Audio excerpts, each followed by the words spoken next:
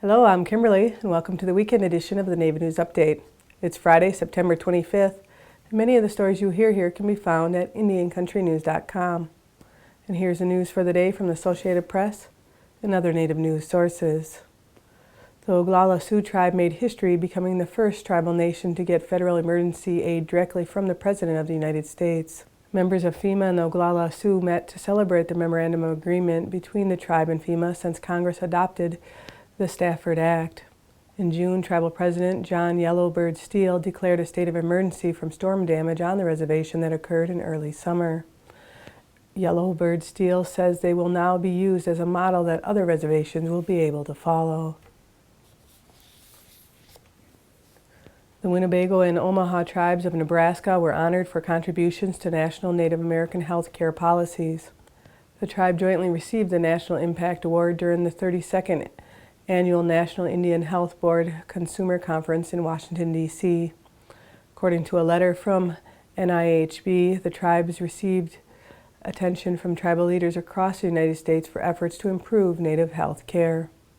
Last month, the Indian Health Service, which oversees the hospital, announced its plan to replace 4 top officials at the facility. Tribes previously met with IHS officials in Sioux City and argued the dismissal would help restore Medicare funding to the hospital and ensure that patients receive adequate care.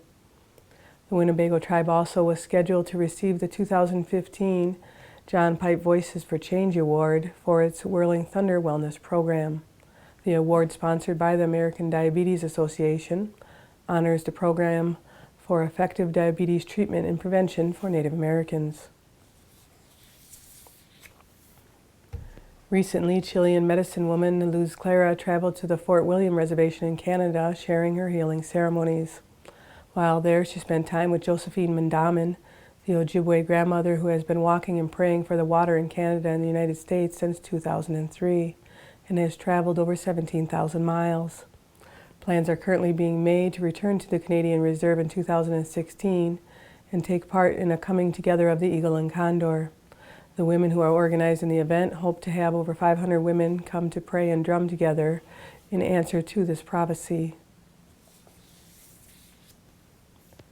Spiritual leaders of more than a dozen Native American tribes want U.S. officials to rename Devil's Tower in Wyoming that has religious and cultural importance to the tribes.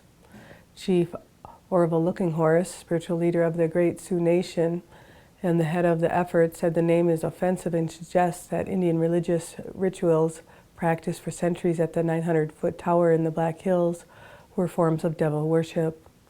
According to the National Park Service, in 1906, when the formation became the first in the country to be designated as a national monument, its name was based on a mistranslation of its Indian title. In letters to President Barack Obama and the U.S. Board of Geographic Names, Looking Horse has asked that it be renamed Bear Lodge after the title of a nearby national forest. Looking Horse said he hopes Obama will issue an executive order renaming the tower in Wyoming, restoring dignity and honor to an area that tribes considered a sacred place. Buffy Sainte-Marie's 21st album, Power in the Blood, has been declared the Canadian Album of the Year at the 2015 Polaris Music Awards in Toronto. The 74-year-old singer-songwriter took home $50,000 in prize money.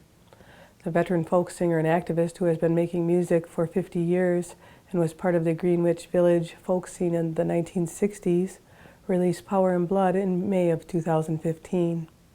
The Polaris Music Prize recognizes the Canadian Album of the Year, judged solely on artistic merit rather than sales. And that's another roundup of news from Indian Country on this edition of the Native News Update. I'd like to thank you for joining me, and have a grand day.